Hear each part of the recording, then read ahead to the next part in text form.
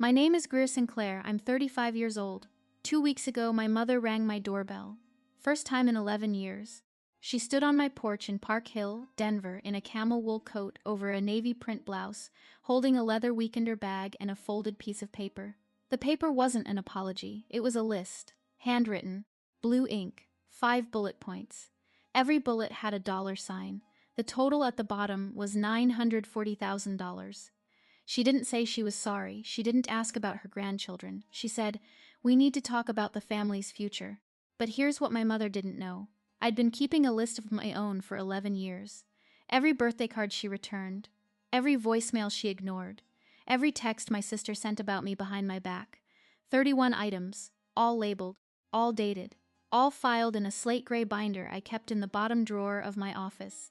She brought a list of what she wanted. I brought a list of what she'd done. Before we get into this, if you're new here, please take a moment to like and subscribe. It helps more than you know. And while you're at it, drop your location and local time in the comments. I love knowing where you're listening from. Let me take you back to the summer I turned 24. The summer my family told me I was no longer one of them. Hartsville, Tennessee, population 7,400, one Methodist church, one barbershop. One diner where every booth smelled like coffee and bacon grease no matter what time you walked in. That was my town. My whole world until I was 18. My father, Wendell, ran Sinclair and Sons Stationery on Main Street for 33 years. Same shop, same counter, same quiet nod when he came through the front door at 6:14 every evening. He'd inherited the store from his own father in 1993. Office supplies, greeting cards, the occasional engraved wedding invitation. He knew every customer by name and what kind of pen they preferred. He didn't say much, but what he said, he meant. My mother, Loretta, ran the household and the Hartsville United Methodist Women's Circle with equal precision. She organized the Easter brunch. She coordinated the prayer chain. She decided who brought what to every potluck, and nobody argued. My sister Lacey was 4 years younger and everything I wasn't. Loud, easy in her own skin, the kind of girl who got voted homecoming court and acted modest about it. Mom adored her. Dad called her sugar. I was the quiet one, the one who did the dishes without being asked, the one who scored perfect on every math test, the one who never got a party for either. I don't say this with bitterness. I say it because you need to understand the math.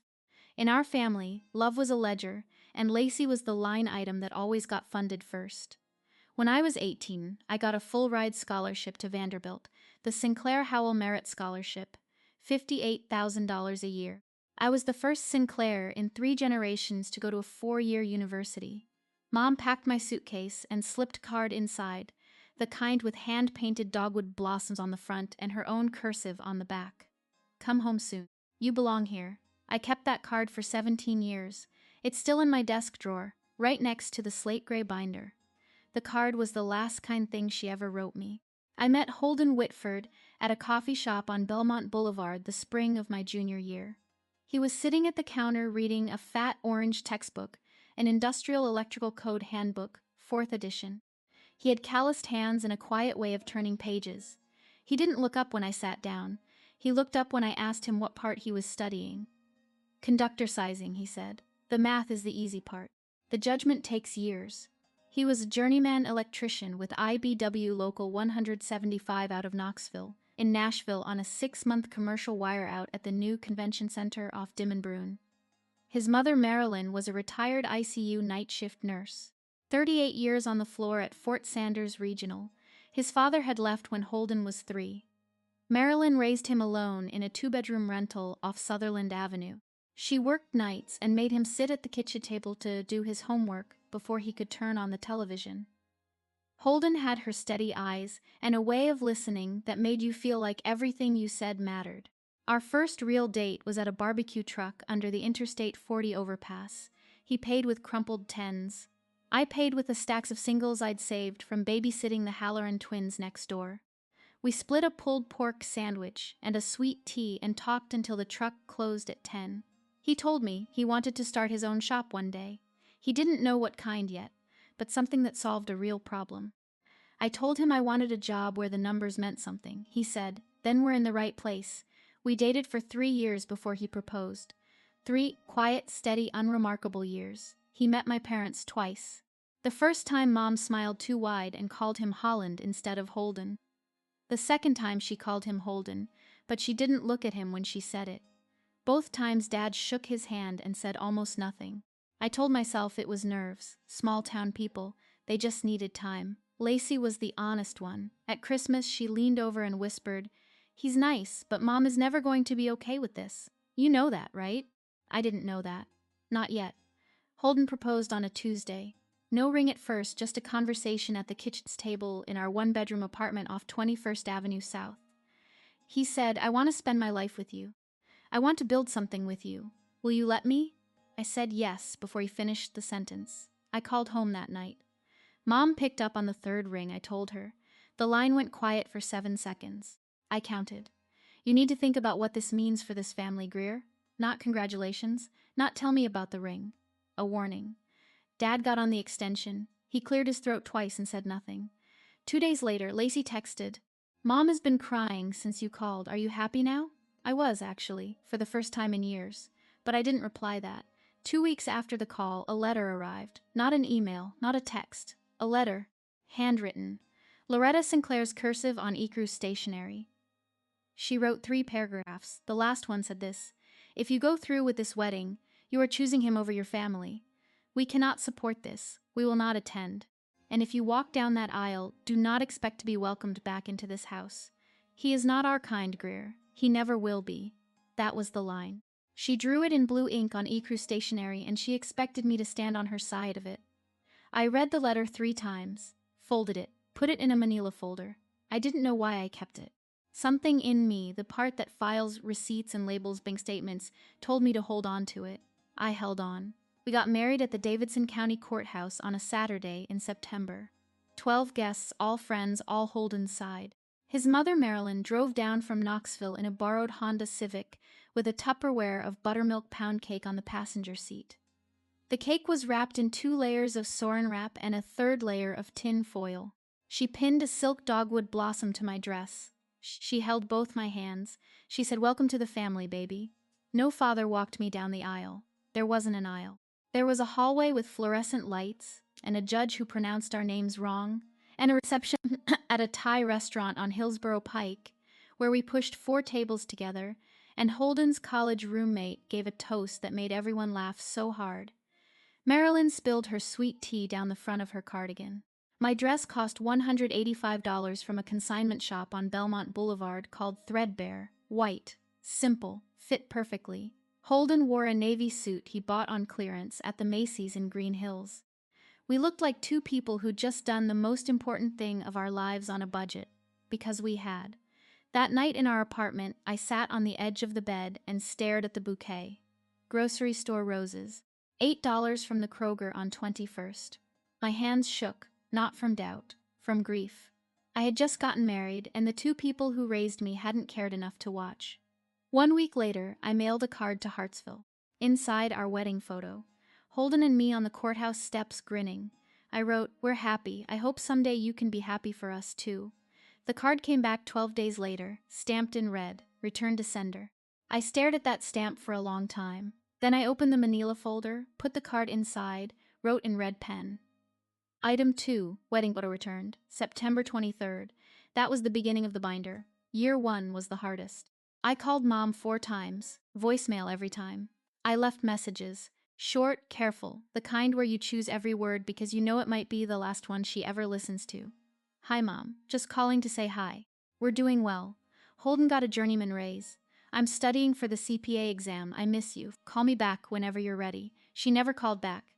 I sent a card for her birthday, a card for Dad's birthday, a card for Christmas. All 3 came back with the same red stamp. Dad sent 1 text, February. 4 words, "Your mother needs time." That was it. No follow-up, no second text. The 4 words sat in my phone like a voicemail I couldn't delete. Lacey posted a family photo on Facebook that spring. Mom, Dad, Lacey, Lacey's boyfriend at the time, all smiling. Caption, "Sunday supper with my people." I wasn't in the photo. I had never been invited. I printed the screenshot, not to torture myself. I printed it because I'd started doing something I couldn't explain. Filing things. Every returned card, every unanswered call log. every piece of evidence that my family had decided I no longer existed. I put them in the manila folder, and by March, the folder was thick enough that I transferred everything into a binder. Slate gray, 3 rings, brass tabs, acid-free dividers from the back wall of Sinclair and Sons, which I'd ordered online and had shipped to Denver because I wasn't going to ask my father for a discount on the supplies I was using to document his wife. He is not our kind, Greer.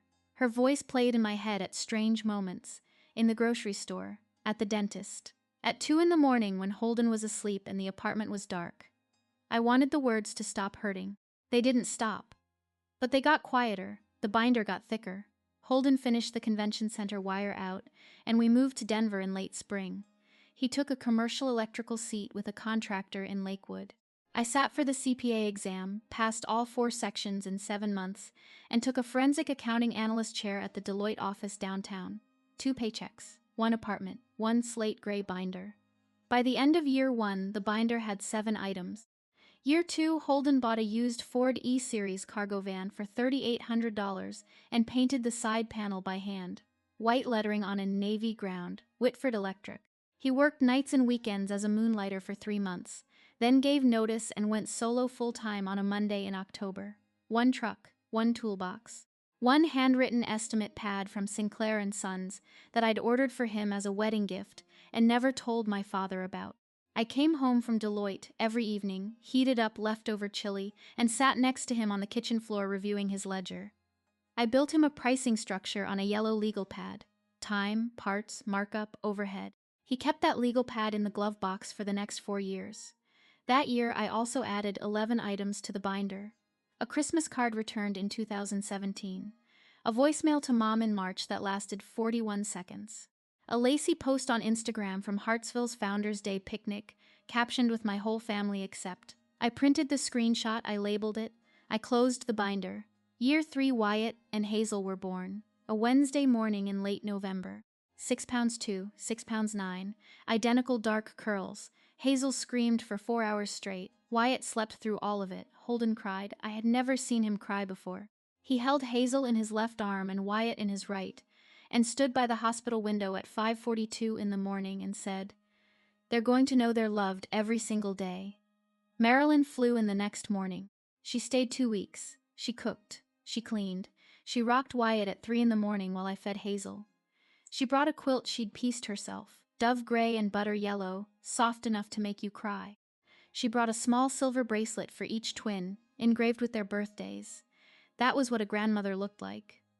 I had sent Loretta the ultrasound photos 5 months earlier, returned.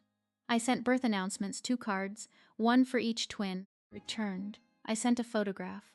Wyatt sleeping on Holden's chest, Hazel gripping my finger, returned. 3 items added to the binder, 14, 15, 16. Say texted someone we both knew from high school.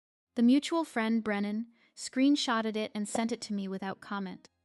Lacey's text read, "Her kids don't have real grandparents." That's what she chose. I sat in the nursery with that text on my screen for 11 minutes. Hazel was asleep in the crib. Wyatt was in my arms. I could hear Marilyn in the kitchen humming something low and sweet while she washed bottles. My children had a grandmother. Her name was Marilyn Whitford. She flew from Knoxville every 5 weeks and never once missed a birthday. I printed Lacey's text, filed it, item 17, red pen, dated. Year 4, the binder had 19 items. Whitford Electric had 4 trucks and an apprentice named Diego who came over for dinner on Tuesdays. Holden was bidding small commercial jobs now. Restaurant build-outs, dental offices, a couple of boutique fitness studios in Cherry Creek. I want to be clear about something. I didn't keep the binder out of spite. I didn't flip through it at night, fueling some fantasy of confrontation. Most weeks I forgot it existed. It sat in the bottom drawer behind tax folders and old insurance documents, collecting dust. But every time something arrived, I filed it. Same process. Print, label, date, red pen, tab. Holden asked me once, "Why do you keep all of that?" Because someday when the kids are old enough, they might ask why they don't have grandparents on my side, and I want them to have facts. Not my version, not her version, the receipts. He nodded. He understood receipts. Every job he closed had a paper trail. Year 5, Whitford Electric pivoted into residential solar and EV charger installation. Colorado was a boom market for both. Holden hired 3 more electricians out of the IBW hall and brought on Diego as foreman. We bought our first house that fall. A craftsman bungalow on Forest Street in the Park Hill neighborhood, 3 bedrooms, original hardwood. A backyard with a plum tree the twins claimed as their fort. I signed the mortgage papers and thought, this is ours. Nobody gave us this. We built it. Wyatt and Hazel started kindergarten. They rode the same bus. They sat in the same row. They argued about who got the window seat. Normal. Beautifully, painfully normal. That fall, I made the mistake of checking Facebook one Tuesday night in October. Loretta had posted a family photo from what looked like a Thanksgiving preview dinner. New dining set. Lacey and her husband Bryce. A baby in a high chair. Lacey's son Cody, my nephew. I had never met him. The caption read, "My whole world. 3 people in the frame, a baby, a table, a family that didn't include me or my children or the man I'd married." I closed the app, went to bed, didn't cry. I'd stopped crying about Loretta Sinclair somewhere around year 3. Some wounds don't heal, they just go numb. Year 6, Whitford Electric had 23 employees and a small office in a warehouse district off Brighton Boulevard. I left Deloitte in March and joined full-time as CFO. It was the first time my name went on the company paperwork next to his. We were partners in everything. Lacey got married that summer. I found out from Instagram. The photos were beautiful. White church, the same Methodist church where I'd been baptized at 12. 200 guests. Lacey in a cathedral-length veil. Mom in lavender. Dad in a new suit I had never seen before. The reception had a live band, a 4-tier cake, and a sparkler send-off that looked like a movie. They didn't invite me. They didn't tell me. I found out 4 days after the wedding when a friend from high school posted a group shot captioned, "Best wedding of the year." I zoomed in. My parents were in the second row, smiling, arms around each other. Dad looked thinner. Mom looked exactly the same. I stared at that photo for a long time. Not because I was jealous of the wedding. I'd had my wedding.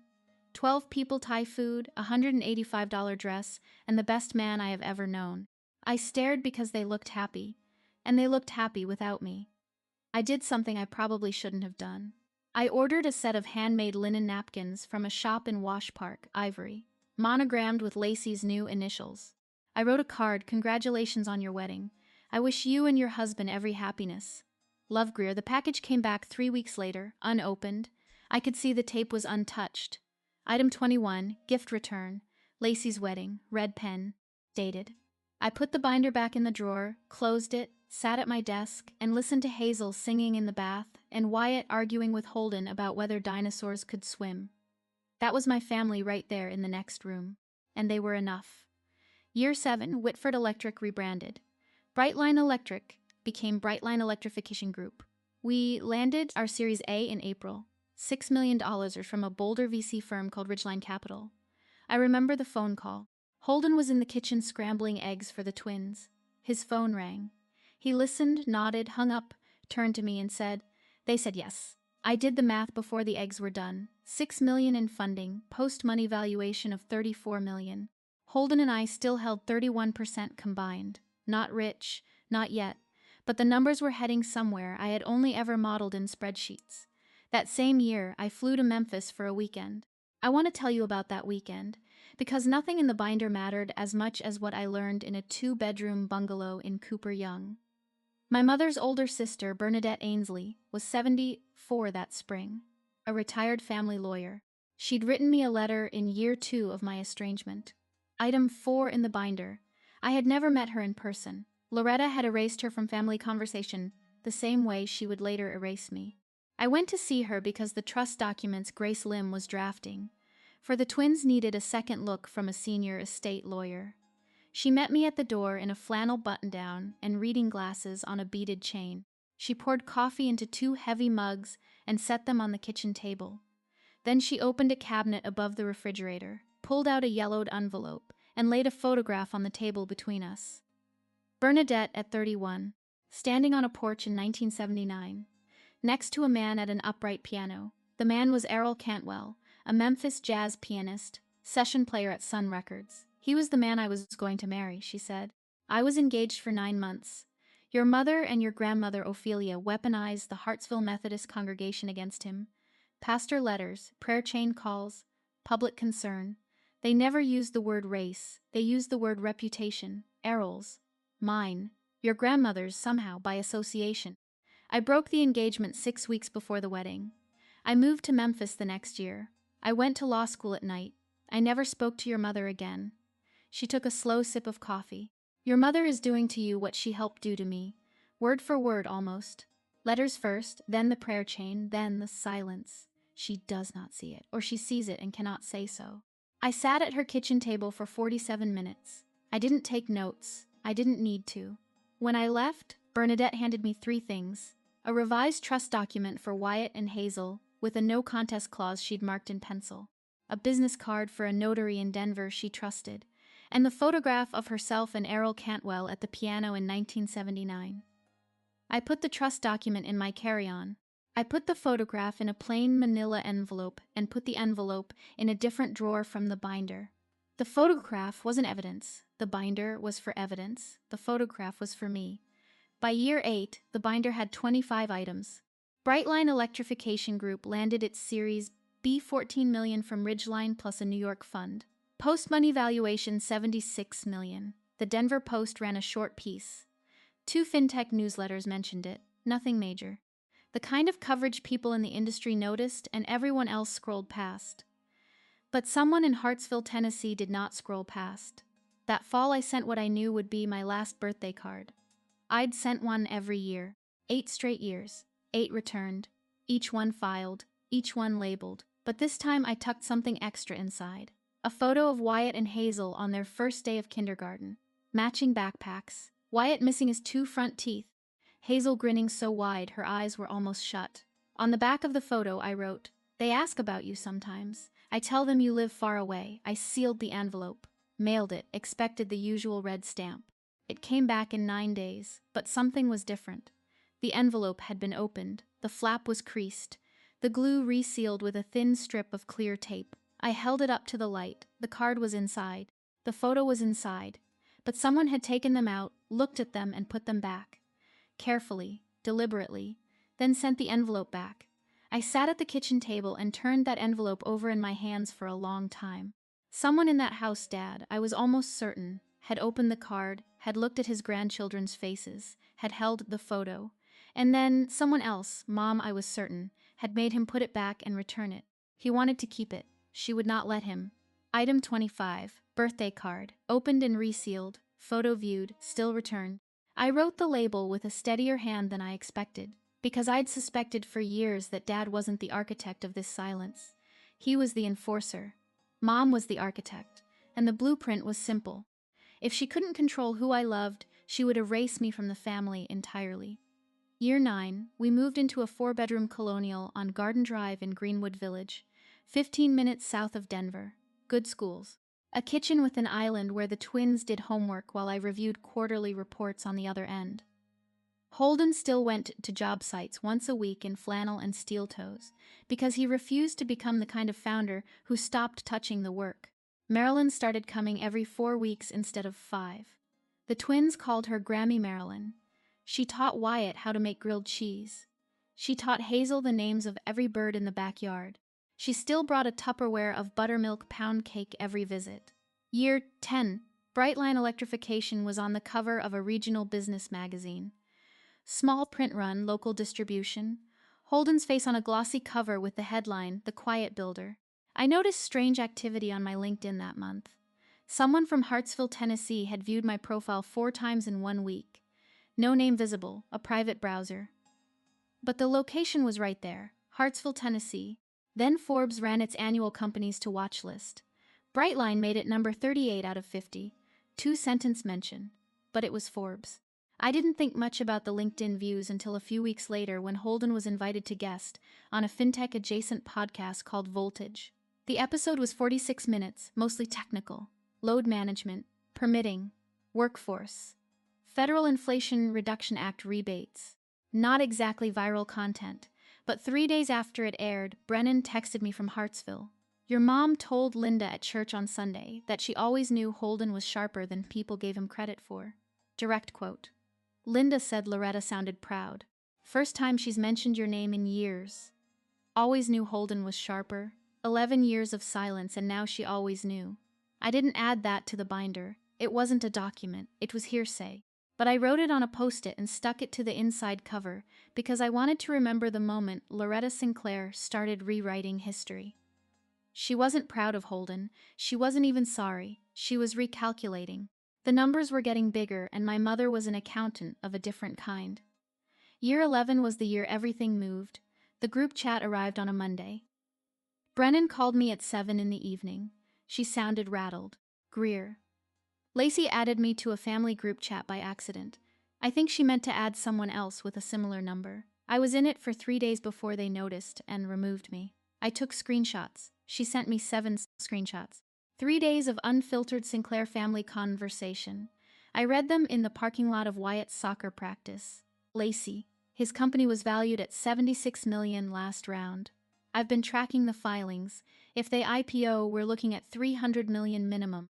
Loretta, how do we approach this? She won't listen to me, Wendell. Maybe I should call first. Feel her out. Loretta, no, I need to go in person with a plan. A real plan. Lacey, make a list. Layer it like an investment. She runs balance sheets all day. She'll respect numbers more than feelings. Loretta, how much should we ask for, Lacey? Start with mortgage, then medical, then retirement. College for my son. Monthly support. Make it look like family investment, not a request. Wendell, this doesn't feel right. Loretta, Wendell, she has more money than this whole county. It's only right she shares it with the family that raised her. Wendell didn't reply after that. I sat in my car with the engine off. The dashboard clock read 7:22. Through the windshield I could see Wyatt running across the field, chasing a ball twice the size of his head. My hands were shaking, not from sadness, from clarity. 11 years of silence. 11 years of returned birthday cards and ignored grandchildren, and an ecru stationery letter that said, "Do not expect to be welcomed back." And now that the numbers had changed, they wanted to approach with a plan. I drove home, printed the screenshots, filed them. Item 28. Family group chat. Financial tracking. Reconnaissance confirmed. Before I tell you what happened next, please hit subscribe. This story's about to get a lot more uncomfortable. And if you've ever had someone cut you off and come running back, only when the numbers changed, drop it in the comments. I think more of us carries this than we admit. I told Holden that night after the kids were asleep. I showed him the screenshots. He read them once slowly, the way he reads a load calculation, line by line, looking for the spot where the math doesn't balance. When he finished, he set the phone on the counter and stared at the wall for a long time. What do you want to do? Nothing yet. But I want to be ready. He nodded. That was Holden. He didn't tell me what to feel. He didn't suggest we ignore it or confront it or anything in between. He asked what I wanted, and then he stood next to me while I figured it out. The next morning I called Grace Lim, my Denver attorney at Lim & Sato, not to sue, not to file anything. I wanted to understand our position. What were our rights if Loretta showed up? Could she make any legal claim to our assets? To the children. Grace, mid-50s, no nonsense, walked me through it in 22 minutes. No, Loretta had no legal standing. The trusts Bernadette had reviewed for the twins were structured tight. Spendthrift provision. No contest clause. No grandparent visitation rights in Colorado without an existing relationship. And 11 years of documented estrangement made any claim laughable. I thanked Grace, hung up, went to work. But I also did something else that week. I drafted a letter. Did not send it, just wrote it out long at the kitchen table after midnight. In it, I listed every item in the binder, every date, every returned card, every ignored call, every screenshot, 28 items. Dated, documented, ready. The IPO conversation started in February. Investment bankers flew to Denver. We had 4 rounds of meetings in our conference room. They reviewed our financials, our growth projections, our customer retention rate. They used words like roadshow and pricing range and lockup period. Holden handled the operations pitch. I handled the numbers. Every slide, every projection, every risk disclosure. My name was on every page. The process took 7 months. Holden barely slept. I barely ate. The twins started noticing. Wyatt asked why Dad kept talking to his laptop at dinner. Hazel drew a picture of me at my desk with a speech bubble that said, "One more email." In August, our attorney finalized the trust structure for Wyatt and Hazel. 2 irrevocable trusts, funded, protected. Nobody, not Loretta, not Wendell, not Lacey, not any future version of any Sinclair who showed up with a list, could touch $1. I signed the trust documents on a Thursday afternoon in Grace Lim's office on Lincoln Street. The attorney asked if I had any questions. I had one. If a family member attempts to claim access to these funds, what happens? Nothing, she said. That is the point. I went home, made dinner, helped Hazel with long division, put the trust documents in the fire safe under our bed. Then I noticed something odd. For the first time in months, no one from Hartsville had viewed my LinkedIn. No texts from Brennan about church gossip. No digital footprints at all. Quiet, the dangerous kind. 2 months before the IPO, Lacey texted me. First time in 11 years. The message arrived at 2:17 on a Thursday afternoon. Hey, just thinking about you. How are the kids? 8 words. 11 years. And how are the kids, as if she had been asking regularly, as if this was a continuation of something instead of a resurrection. I didn't reply for a week. I wanted to see if she'd follow up. She did. A second text. I'm going to be in Denver for work next month. Would love to see you. Holden said, it is your call. I agreed to meet her, not at our house, at a coffee shop in Loudoun. Crema on Larimer. Public. Neutral. Time limited. Lacey showed up 15 minutes late in a blazer and ankle boots. She looked like she'd practiced being casual. She hugged me too long. She said, you look amazing 3 times in the first 10 minutes. Then she started asking questions. How big was our house? Did the kids go to private school? What neighborhood did we live in? Was Holden still running the company, or had he stepped back? How many employees now? Had they raised more money recently? 28 questions. I counted. None of them were, I am sorry. Halfway through our lattes, I noticed something in the reflection of the cafe window. Lacey had her phone angled toward the parking lot. She was photographing my car. A white Lexus RX that Holden had bought me for my 40th birthday. She was scouting, cataloging, building a report. I let her finish her latte. I answered her questions vaguely, politely, the way you answer a bank teller's small talk. When we hugged goodbye, she held on too long again. I walked to my car. I drove around the block once. Then I parked across the street from Crema, behind a delivery truck, and watched. Lacey came out 3 minutes later, phone already to her ear. She stood on the curb in the November cold, and I could see her mouth move in clipped, frustrated shapes through the cafe window across the street. She said one sentence I could read off her lips clearly. She didn't bite, Mom. She's harder than we thought. I drove home in the slow lane. After the cafe, I opened the binder. Item 29. Lacey reconnaissance visit. Date. Red pen. Notes. 28 questions documented. Photographed vehicle. Mother on the call. No apology offered. No mention of past estrangement. Then I called Grace Lim a second time. They're coming, I told her. My mother. Probably within weeks of the IPO. She'll bring demands. Grace asked what kind of demands. I told her about the group chat, the screenshots, Lacey's instruction to layer it like an investment. Grace was quiet for a moment. You have documentation. I have a binder. How thorough. 29 items, dated, sourced, 11 years. Another pause. Greer, you don't need me for this. You needed me for the legal structure, the trusts, the estate separation. That's already done. What you are describing now is not a legal confrontation.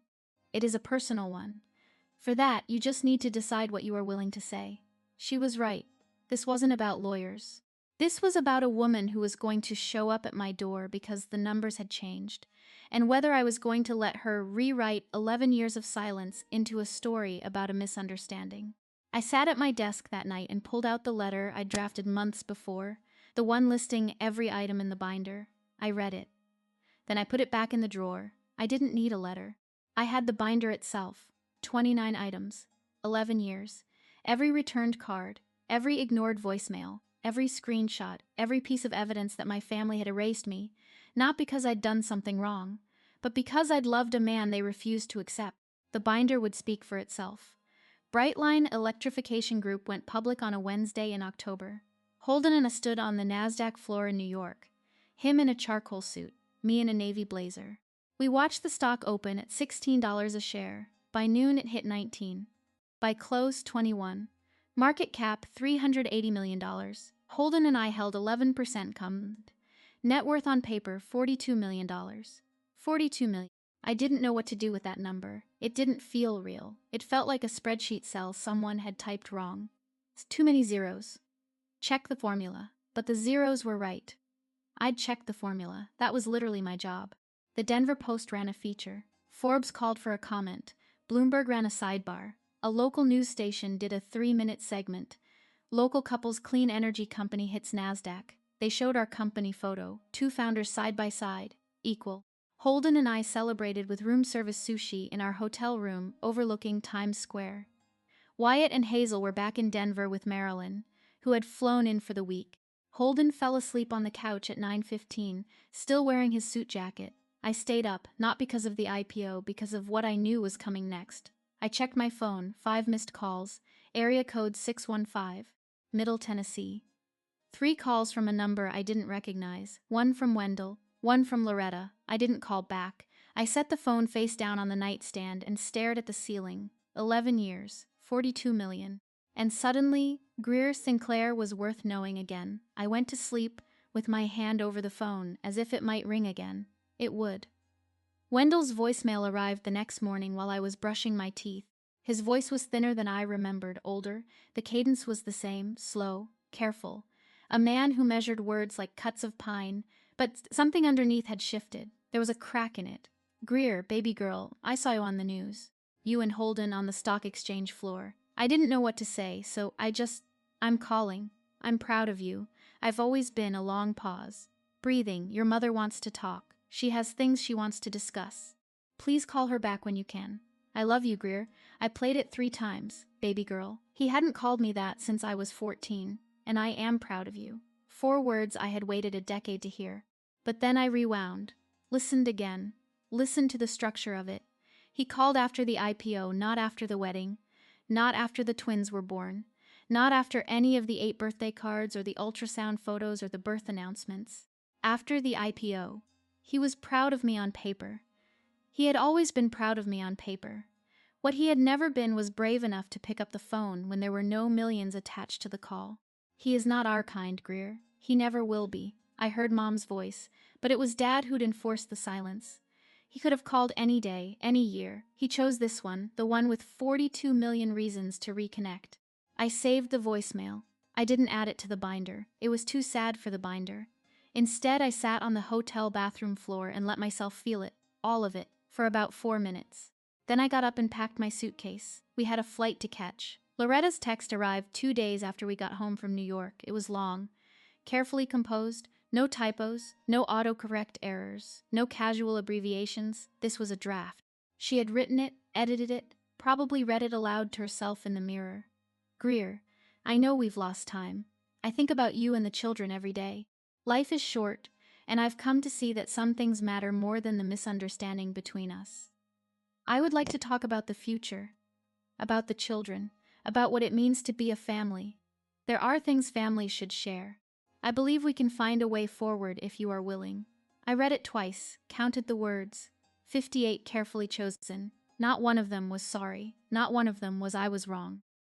Not one of them acknowledged that she'd disowned me for marrying a man who worked with his hands. She wrote, "The misunderstanding between us," as if our estrangement was a philosophical disagreement instead of a woman who told her daughter, "He is not our kind," and returned 8 years of birthday cards unopened. I didn't reply. I screenshotted the text, printed it, opened the binder. Item 30. First text from Loretta in 11 years, 58 words, 0 apology, red pen, dated. I closed the binder, put it back in the bottom drawer, sat at my desk, looked at the framed photo next to my monitor. Holden and me and the twins at Cherry Creek Reservoir, all 4 of us squinting into the sun. Wyatt on Holden's shoulders, Hazel holding my hand. That was my answer right there in the frame. Brennan called on a Friday. "Lacey's telling everyone she visited you in Denver. She's saying you live in a mansion," her words. "She's telling people Holden struck gold and you drive a Lexus and the kids go to a private school." I leaned against the kitchen counter. "Half of that is wrong. It's not a mansion and the kids go to public school. Greer, that's not the point. Your mom is planning a trip. Lacey told Linda at the salon that Loretta is going to Denver next week. She's packing a suitcase." I closed my eyes. I know how. Because Lacey counted every employee at that cafe and photographed my car. Silence on the other end. Then, "What are you going to do?" "I'm going to open the door." Brennan sounded surprised. "You're going to let her in. I'm going to let her talk. and then I'm going to show her what I've been keeping in the bottom drawer of my desk for 11 years. I hung up and stood in my kitchen. The kitchen with the island where Hazel did homework and Wyatt built Lego towers and Holden made pancakes on Sunday mornings. Marilyn's photo was on the fridge next to the twins' field trip picture. Grammy Marilyn. The only grandmother they had ever known. Loretta was coming. I had known it since the group chat, since the Series B, since the LinkedIn views and the church gossip and Lacey's 28 questions at the cafe. The numbers had changed and Loretta Sinclair was coming to collect. But I wasn't the same girl who'd left Hartsville at 24 with a scholarship and a mother's card that said, "Come home soon." I was a CFO, a mother, a woman with a binder, and I was ready. In Hartsville, news traveled through the Methodist Church the way water traveled through limestone. Slowly everywhere, impossible to stop. When I married Holden, the CISPR network had done its work in 48 hours. Loretta Sinclair's daughter married someone who wasn't our kind. The women on the prayer chain clucked their tongues, and Loretta had used that social pressure like a weapon. Now the whispers had reversed. Brennan told me. Linda the Salasants told Brennan. The church organist told Linda. Greer Sinclair's husband was on the NASDAQ. Greer Sinclair was a CFO. Greer Sinclair was worth $42 million, and Loretta Sinclair, the woman who ran the Easter brunch, had disowned her own daughter 11 years ago for marrying him. People weren't whispering anymore. They were asking questions to Loretta's face. "You must be so proud. When did you last visit the grandkids? Are you going out to Denver for the holidays?"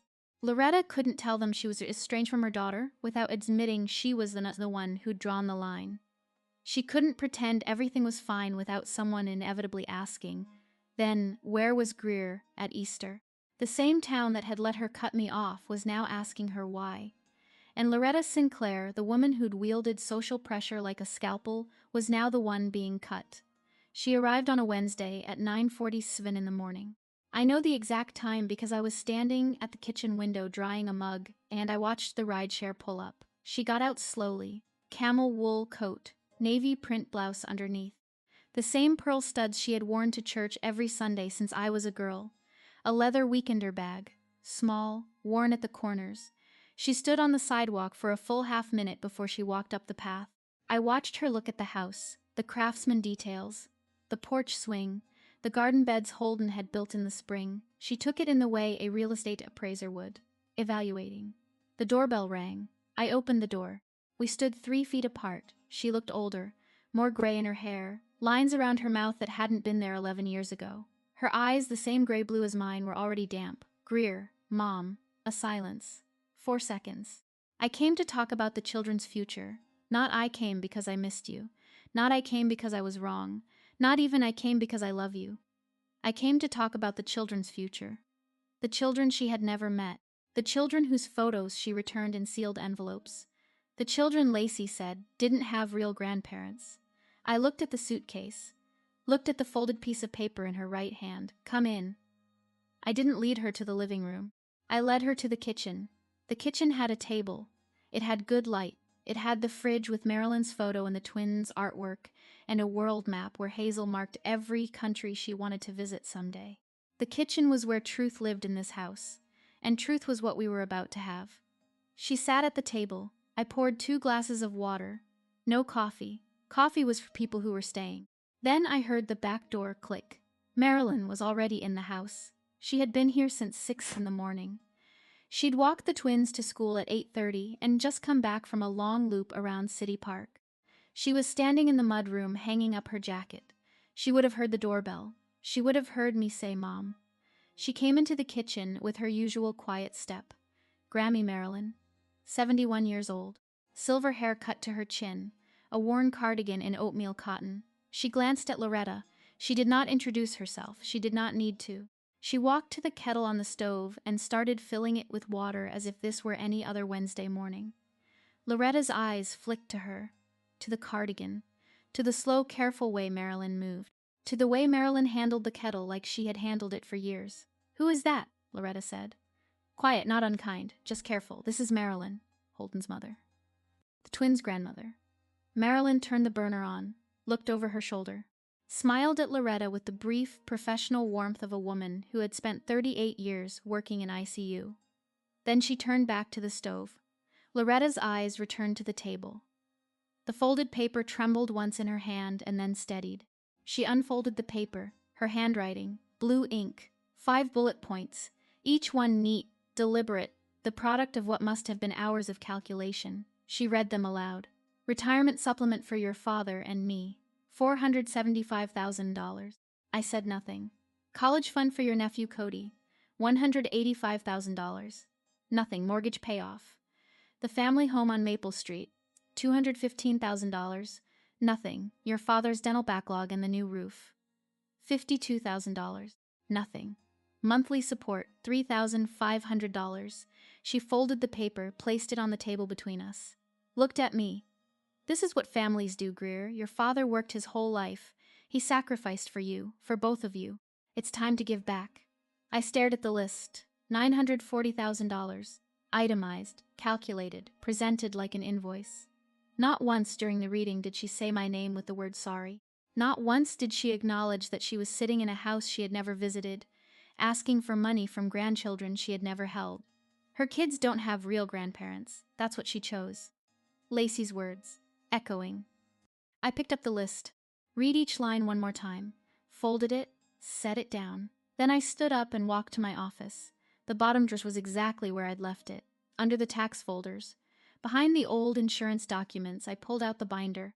Slate gray, 3 rings, heavy, the kind of weight that comes from 11 years of documentation. I carried it back to the kitchen, set it on the table right next to the folded list of demands. 2 documents, hers 1 page. 5 bullets, $940,000, mine, 31 items, 11 years, 0 apologies received. Loretta looked at the binder. What is that? You brought a list, Mom. I sat down, placed my hands flat on the table. I brought one too. She stared at the binder, at the red pen labels visible through the front cover, at the thickness of it, almost 3 inches of tabs and documents and printed screenshots and returned birthday cards still in their original envelopes. I don't understand. You will. I opened the binder to tab 1, year 1. I started reading. I didn't raise my voice. I didn't cry. I didn't perform. I read the way I read quarterly reports to the board. Factual, organized, item by item.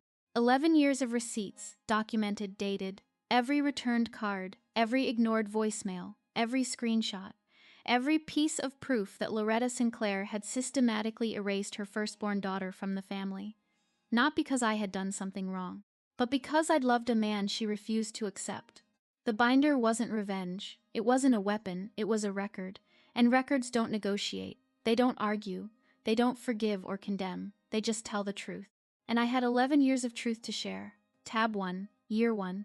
I pulled out the first item, a birthday card in a white envelope. Red stamp across the front, returned to sender, still sealed. I placed it on the table. Item 1, birthday card. Mailed October 9th, 2014. Returned on Bata Wentworth. Loretta's eyes widened. I pulled out the second item, another envelope, same stamp. Item 2, wedding photo. Mailed September 12th, 2014. Returned September 23rd, a third. Item 3, Christmas card. Mailed December 8th, 2014. Returned December 21st. I laid them out one by one. Slowly, the way you lay out evidence in an audit. No commentary, no emotion, just documents in chronological order. Loretta's mouth opened, then closed. She stared at the growing row of envelopes, white rectangles with red stamps. Each one a door I had tried to open, and she had slammed shut. These are the birthday cards I sent you every year for 11 years. Every single one came back. Greer I'm not finished. I moved to tab 2. Year 2, 3 more items. A voicemail transcript. My words printed from a transcription app. Stapled to a note with date and time. An unanswered call log. A Facebook screenshot of Loretta's whole world post. No Greer, no Holden, no grandchildren. Item 4, voicemail to you. January 7th, 2015, duration 41 seconds, no callback. Loretta pressed her fingers to her lips. Her eyes were wet. Item 5, text from Dad. February 12th, 2015. 4 words, your mother needs time. I set the printout on the table. It has been 11 years, Mom. How much more time did you need? The tears came. I expected them. Loretta covered her face with both hands and made the sound I had heard 1,000 times growing up. The controlled, theatrical cry she used when she wanted sympathy without surrendering dignity. It was the same cry she'd used when Dad forgot their anniversary. The same cry she'd used when the church didn't choose her casserole for the potluck finals. I was hurt, Greer. You chose him over us. You left. I didn't leave. You told me not to come back. That's not. I was upset. People say things when they are upset. Marilyn turned off the burner. Quietly, carried the kettle to the counter, poured the boiling water into a teapot for nobody. She did not look at us. She did not speak. She did not leave the room. I flipped to tab 4, year 4, pulled out a printout, item 17, text from Lacey to a mutual friend, forwarded to me. March 9, 2017, I read it aloud, slowly. Her kids don't have real grandparents, that's what she chose. Loretta flinched. Lacey didn't mean. This is Lacey's exact text, word for word. I flipped to the last tab, the screenshots. 7 pages. The group chat, item 28. Family group chat. Screenshots provided by a mutual friend who was accidentally added. November 4th, 2025. I read Lacey's message, make a list. Layer it like an investment. She runs balance sheets all day. She'll respect numbers more than feelings. Then yours. She has more money than this whole county. It's only right she shares it with the family that raised her. Loretta's face changed. The theatrical tears dried up. Something harder surfaced. Something I recognized. The same expression she wore when Lacey broke the good china and blamed it on the dog. Anger, not guilt, anger. You had no right to read that. I looked at her. Level. Steady. You had no right to return my children's photos. The kitchen went silent. I reached for one specific item. Tab 8, year 8. The envelope was slightly different from the others. Same white paper, same red stamp. But the flap was creased. The glue had been cut and resealed with a thin strip of clear tape. I held it up. Item 25. Birthday card. Year 8. Inside this card was a photo of Wyatt and Hazel on their first day of kindergarten. Matching backpacks. Wyatt missing his 2 front teeth. On the back I wrote, "They asks about you sometimes. I tell them you live far away." I set the envelope on the table. This card was opened. Someone looked at their faces, then sealed it back up and sent it back. Loretta's jaw tightened. Who opened it, Mom? Nothing. Dad opened it. He wanted to keep it. And you made him send it back. Loretta's hands were flat on the table now. Her eyes were on the envelope, on the tape. She whispered something so quiet I almost missed it. I was afraid. I waited. If I let him keep it, if I let any of it in, I would have had to admit I was wrong, that I lost 11 years for nothing, that I pushed away my grandchildren because I was too proud to. She stopped, swallowed. For 1 second, maybe 2, I saw something real in her face. Not performance, not manipulation, actual fear, the kind that lives under anger for so long it forgets how to come out any other way. Then it was gone. Her chin lifted, her posture stiffened. But you left us, Greer. You made your choice. The moment of honesty evaporated like steam off a coffee cup. Gone before I could hold it. Marilyn moved at the counter. A small sound. The clink of a spoon against a saucer. She wasn't intervening, she was just being there. Steady. The way she had stood at the foot of 100 ICU beds, watching the monitors, not flinching. Loretta noticed her again. She glanced over. Marilyn met her eyes, held them, did not smile. I placed Loretta's list of demands on the left side of the table. I placed the binder on the right. 2 documents side by side. Your list. $940,000. 5 bullet points. No apology. I tapped the binder, my list. 31 items, 11 years of silence, 11 years of returned birthday cards, and ignored grandchildren, and a daughter you erased because she married the wrong man. Loretta's nostrils flared. I did not erase. You told the church I'd abandoned you. You told Lacey to tell our friends that my children didn't have real grandparents. You tracked my husband's company for months and came to my door with an itemized invoice. I closed the binder. The brass rings clicked shut. You didn't come here because you missed me, Mom. You came here because the numbers changed. Loretta stood up. The chair scraped against the tile. After everything we did for you growing up, the food, the clothes, the school supplies, this is how you repay us. You raised me. That isn't a debt. That's what parents do. We gave you everything. You gave me a card that said, "Come home soon." Then you told me not to come back. She had no answer for that. I could see her searching her mental Rolodex of guilt trips and emotional leverage and finding nothing that fit. You said he wasn't our kind, but for 11 years his mother has been the only grandmother my children have ever known. The words hung in the kitchen like smoke. She heard them. I watched them land. Marilyn was very still at the counter, looking down at the teapot. The garage door rumbled. Holden walked in through the laundry room, steel toes still on, a flannel shirt over a Henley, a thermos in one hand. He saw Loretta, he saw the binder on the table, he saw me, he didn't speak. He set the thermos on the counter, walked to where I was sitting, put his hand on my shoulder, sat down next to me. That was it. No words, no confrontation, no dramatic entrance. Just a man sitting next to his wife because she needed him there. Loretta looked at Holden, the man she'd refused to accept 11 years ago. He wore a flannel shirt and steel-toed boots, and a watch that cost less than her pearl studs. Nothing flashy. Nothing that announced $42 million. Just a man, a good man, a father, a husband, and he was right here, hand on my shoulder, saying everything without opening his mouth. Loretta stared at his hand, at the space between us that held no tension, no performance, no need for words.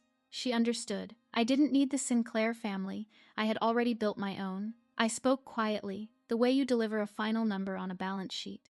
Factual, complete. No revision pending, Mom. I'm not going to give you money. She opened her mouth, I continued. Not because I can't afford it. Because the moment I hand you a check, you will believe you were right to stay away until it was profitable to come back. You will tell yourself, and you will tell Lacey, that this is what family does. That the silence was a misunderstanding, that the 11 years were just a rough patch. I picked up her list, held it out. They weren't a rough patch, they were a choice. Your choice. Every returned card, every ignored voicemail, every photo of your grandchildren that you looked at and sent back. She did not take the list. It hung in the air between us. If you want to know your grandchildren, really know them, not as a line item on a financial plan that starts with an apology, not to me, to the twins, and not today, the day you can mean it. Loretta took the list, picked up her weekender, walked to the front door. She stopped, turned around, opened her mouth, closed it, walked out. The door clicked shut. Not a slam, a click. The sound of someone leaving who knew she'd lost something she couldn't buy back. If someone showed up in your life only after the numbers changed, I need to hear your story. Drop it in the comments. And if this video reminded you that your worth was never a dollar amount, share it with someone who needs to hear that today. 2 weeks passed. Holden and I didn't talk about Loretta much. Not because we were avoiding it. Because there wasn't much left to say. She had come with the list. I had shown her a binder. She had left without apologizing. The math was settled. The twins didn't know she had visited. They were at school both times, the arrival and the departure. I preferred it that way. They would learn about Loretta Sinclair when they were old enough to understand that some people only see you when the light is right. Wendell called on a Tuesday morning, 9:14. I was reviewing a vendor contract at work. Greer, your mother told me what happened. I waited. I should have opened that door for you 11 years ago. I should have picked up the phone. I should have driven to Denver the day the twins were born. I should have done a lot of things. His voice cracked. I'm sorry, not because of the money. I do not want your money.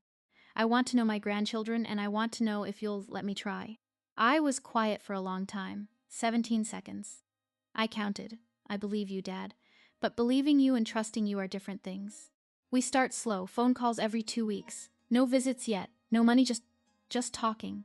He agreed. That's more than I deserve. It's exactly what you deserve. Not more, not less. We hung up. I went back to the contract. Lacey texted once. One line. You could have helped your own family, you know. I didn't reply. Some messages are their own answer. Loretta did not call, did not text, did not write. The silence returned, but this time it was hers. I had said everything I needed to say. The next move was hers. The binder sat in the bottom drawer. 31 items. 11 years. I did not add a 32nd. 6 weeks later, a small envelope arrived in the mail. Cooper Young, Memphis. Bernadette's careful penmanship. I opened it at the kitchen counter while the kettle boiled. Inside, a single index card. One line in fountain pen. Some doors close themselves, Greer. The lock is on the inside. Bernadette. I read it twice. Set it on the counter. Did not file it in the binder. Put it in the same separate drawer where the Errol Cantwell photograph had lived for the last 4 years. The binder was for evidence. The card was for me. Here is what 11 years of silence taught me. Family is not the people who share your last name. Family is not the people who show up when your net worth changes. Family is the people who hand you a Tupperware of buttermilk pound cake at a courthouse with fluorescent lights. Family is the woman who flies from Knoxville every 4 weeks and washes bottles at 3 in the morning. Family is the great aunt you have never met until you are 34, who pours you coffee in a kitchen in Memphis and tells you the story of 1979 because it is also your story. That is family, and it was never about money. It was about showing up. If you're listening to this and you have ever been the person your family forgot until they remembered the math, then I hope you hear this. You don't owe anyone a refund for raising you. You can open a door for one parent and leave the door closed for the other, and that is not cruelty. That is mercy with a hinge. That's my story, 11 years, 31 items, 1 slate gray binder, and a pound cake handed to me at a courthouse with fluorescent lights. If this story reminded you that your worth was never about the numbers, share it with someone who needs that today. Drop a comment, hit subscribe, and I'll see you in the next one.